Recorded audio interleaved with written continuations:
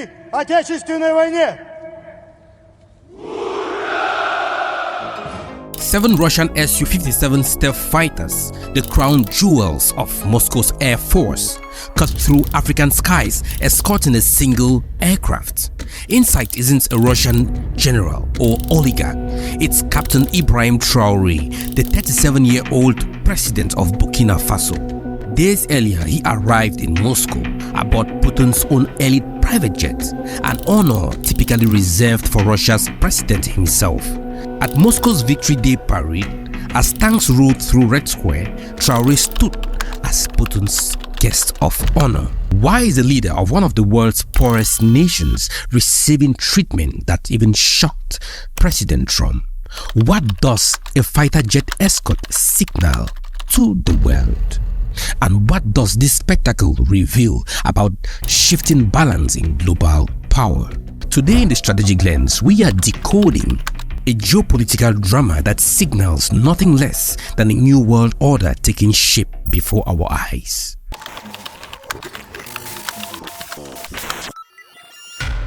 To understand why Ibrahim Traore now stands as Russia's premier African partner, we need to understand his meteoric rise. Born in 1988, in rural Burkina Faso, Traore grew up in a nation still living under French influence despite decades of nominal independence. After studying geology, he joined the military, fighting jihadi insurgents who were steadily taking control of his country. In September 2022, Traore seized power through a coup, becoming the world's youngest head of state at 34. His first major move: expel French troops in early 2023, ending decades of Western military presence. As Western influence receded, a new partnership was forming.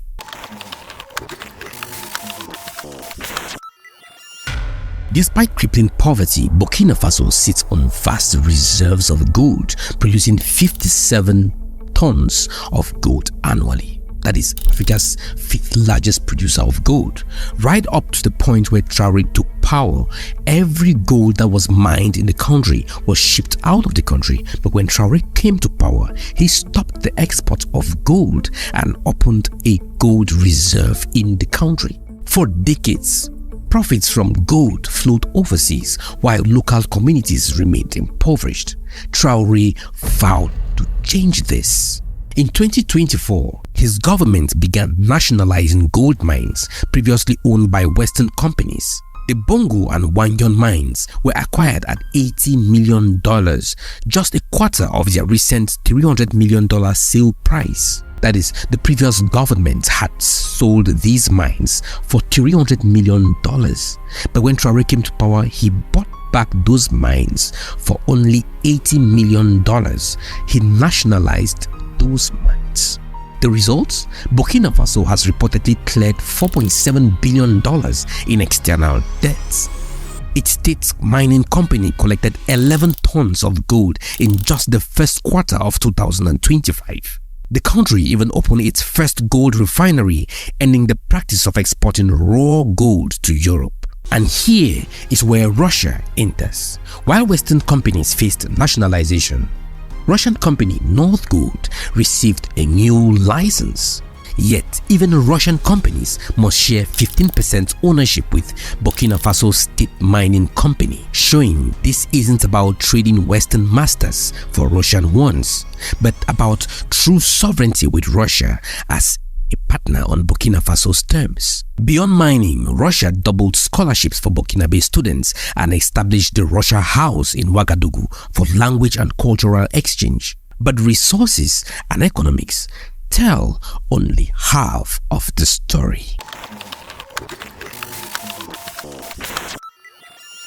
Since 2015, a bloody jihadist insurgency has claimed thousands of lives and displaced nearly 2 million people in Burkina Faso.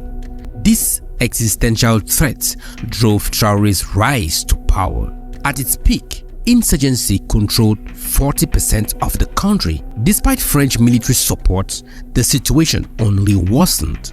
In January 2023, Traore expelled French forces after their failure to curb the violence. Into this vacuum stepped Russia, bringing something Western countries couldn't: unconditional military support and devastating weapons. In January 2025, 100 Russian military personnel arrived in Burkina Faso, with 200 more expected to follow. Russia offers weapons others won't provide, including thermobaric vacuum bombs that disperse fuel aerosol, ignite and consume oxygen. These are devastating against jihadists hiding in caves and bunkers. Their psychological impact is as valuable as their destructive power, breaking the will of insurgent fighters. In September 2023, Burkina Faso joined Mali and Niger to form the Alliance of Sahel States. All three nations, led by military governments, have pivoted from Western partnerships to Russian support. Yet, despite this reorientation, security has not dramatically improved. So, why does Traore continue deepening ties with Russia?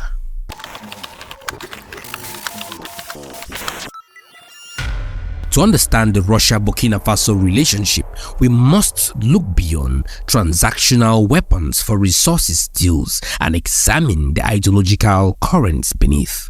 Traore has positioned himself as the heir to Thomas Sankara, Africa's Che Guevara, who championed anti-imperialism and pan-Africanism before his 1987 assassination.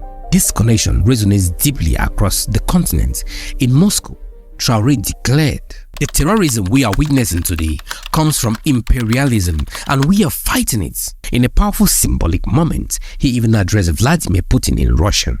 Now, this demonstrates both respect and equality. The results: explosive popularity across the African continent and its diaspora. As one analyst told the BBC, everyone who has experienced colonialism, racism, slavery can relate to this. When US Africa Command Chief General Langley accused Traore of using gold reserves to protect his junta regime rather than benefit his people, protests erupted across Burkina Faso. Now, such criticism only strengthens Traore's anti-imperialist credentials. For many Africans, Traore represents something profound: a leader asserting sovereignty regardless of Western approval. And Russia's VIP treatment only validates this stand on a global stage. For Moscow, Burkina Faso represents a spectacular success in its broader African strategy, a strategy that has accelerated since 2022. While Western attention was focused elsewhere, Russia has systematically expanded its presence across the continent. Russian Foreign Minister Sergei Lavrov has conducted multiple African tours, signing military cooperation agreements with at least 19 African countries since 2014. But Putin's extraordinary treatment of Traore goes far beyond normal diplomatic courtesy. The private jets from Putin's personal squadron, the 7 Su-57 fighter escorts, with 3 jets dramatically remaining in African airspace as show of force. Now, this spectacular display sends an unmistakable message: if you touch Traore, you answer to us. With Traore having survived multiple coup attempts, this level of protection is both practical security and a powerful symbol of Russia's commitment. The diplomatic dividends are clear. More than half of African nations have abstained from UN resolutions condemning Russia's actions on Ukraine. And some, including Burkina Faso, have genuinely and actively, outspokenly aligned with Moscow on this issue. But Russia's approach differs fundamentally from both Western models and China's infrastructure-focused diplomacy. Rather than imposing political conditions like the West or building roads and railways like China, Russia offers something entirely different. Moscow's formula combines 3 elements: security support without political strings, resource-focused economic partnerships, and powerful narrative of anti-imperialism that resonates with diplomatic audiences. Now, this approach cost Russia relatively little while delivering outsized influence, and Burkina Faso is a showcase of this effectiveness. The Western response to this growing Russia-Africa alignment has been a study in contradiction and missed opportunities. In April 2025, the head of US Africa Command, General Michael Langley, accused Traore of using Burkina Faso's gold reserves to, quote, protect his junta regime rather than benefit the people. Comments that sparked outrage across Africa and prompted pro-Traore demonstrations. Now, Western powers, they find themselves in a strategic bind, apply more pressure through sanctions or criticism, and they've pushed more African nations towards Russia, engage with military governments, and they contradict their stated commitments of democratic governance. Meanwhile, Russia continues to expand its influence, unaccompanied by such contradictions. Perhaps the most concerning for Western strategists is the contagion effect. The Burkina Faso model, military governments, resource nationalization, Russian security partnership looks increasingly attractive to other African nations facing similar challenges. So what does Ibrahim Traore's elevation to Russia's VIP African partner ultimately mean? For the West, it signals the collapse of decades-old approaches to Africa. Lecturing about democracy while supporting extractive economic models has created openings that Russia has masterfully exploited. For Burkina Faso's people, the equation is complex. Economic sovereignty through gold nationalization offers real hope, yet security remains elusive.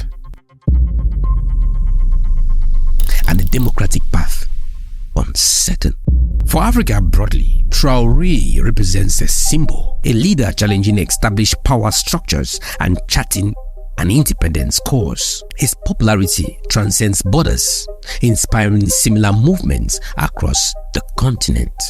This relationship proves the effectiveness of low-cost, high-yield strategy. The fighter jet escorts weren't just for Traore, they were a message to Africa and the world. The agreements they made in Moscow tell the real story. Joint counter-terrorism efforts, mining deals, 25,000 tons of wheat aid to Burkina Faso, educational exchanges, and the potential cooperation in nuclear energy, a comprehensive partnership spanning security, economics, and culture. Ibrahim Traore's journey from army captain to Moscow VIP, escorted by Russian fighter jets, represents our changing world order.